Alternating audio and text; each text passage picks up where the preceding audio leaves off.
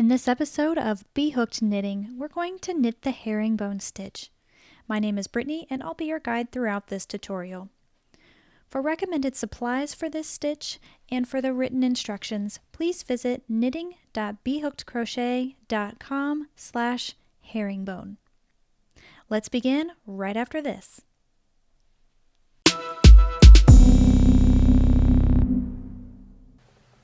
So there's a couple of different ways to do the herringbone stitch, and I'm going to demonstrate just one.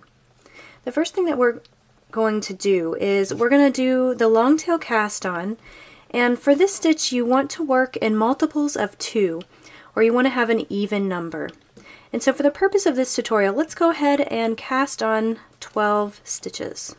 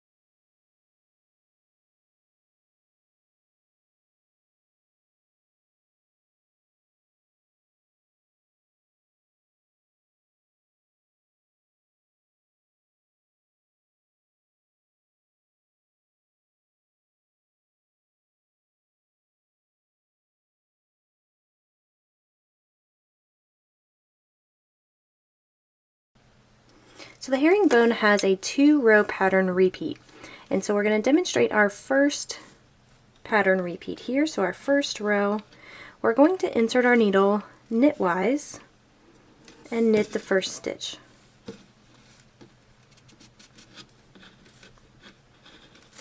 Now the next stitch we're going to slip knitwise. So that means we're going to insert our needle just as if we were going to knit it, so from front to back, and then just slide it off and transfer it over to our opposite needle. Then we're going to knit the next stitch,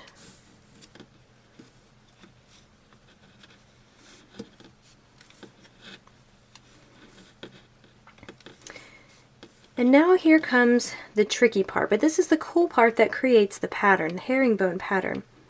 We're going to take our non-dominant hand needle, so this opposite needle here, and insert it under our slipped stitch. So it's going to be this one right here. And what we want to do is pass it over from here to here.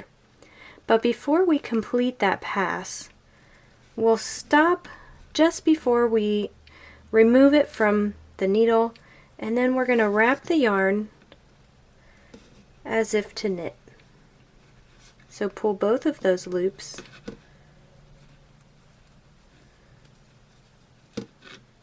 and then we're just going to repeat that sequence. So the next stitch we're going to slip knitwise, and then we'll knit the next stitch,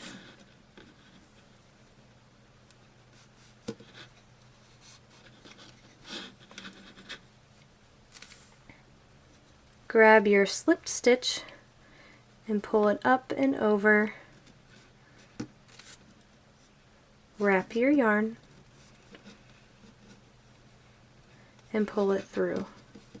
Now one thing that you're going to find is that your tension is going to be your best friend or your worst nightmare throughout this stitch. So what I would recommend, since we have a different size as the needle points, it's always a good idea to push your stitches down to the largest part of the needle, so just past where this tapers. And that's going to help keep your gauge and your tension loose enough that you can get your needle through the stitches as you finish working your row. Then you can just slide them back down and continue with your pattern.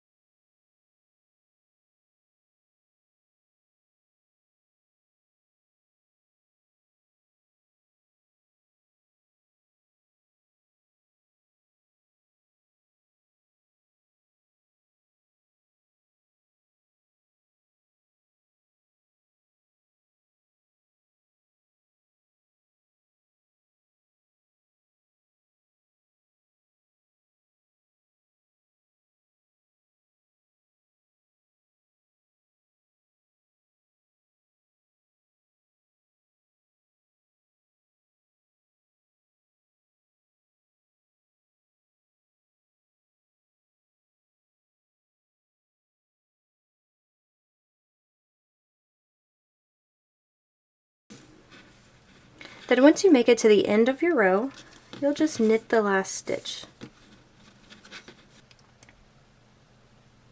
The second row in this pattern repeat is going to be the opposite of what we did in row 1. So that means we're going to be working with purl stitches rather than knit stitches.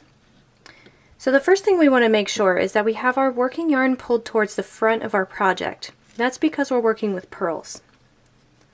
Then we just want to insert our needle under those first 2 stitches because we're going to purl them together.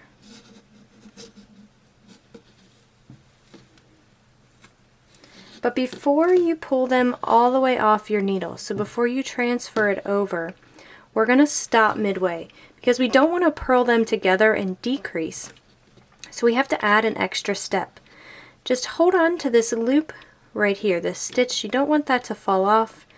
And then bring your needle in between those first 2 stitches and purl again. Now we can transfer these 2 stitches off of our needle, and we have 2 stitches over on this needle. So we did not decrease throughout that process. And we're going to repeat that until we get to the end of the row. So insert your needle into the next 2 stitches and purl them together. Then insert your needle again in between those 2 stitches and purl. Now you can pull them off.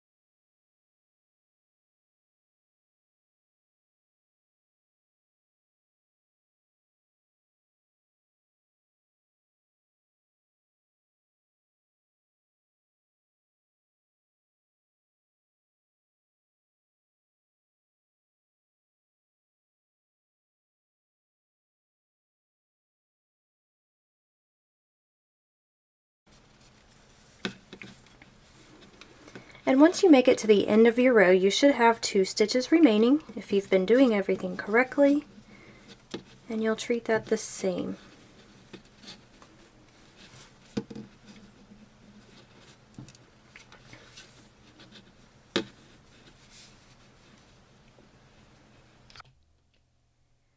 Once you've worked this stitch pattern for a few rows, you'll really start to see the herringbone pattern take shape. One very important thing to keep in mind is with this particular version of the herringbone stitch, it is not reversible. So what you see here is what the back side or the wrong side of the work is going to look like.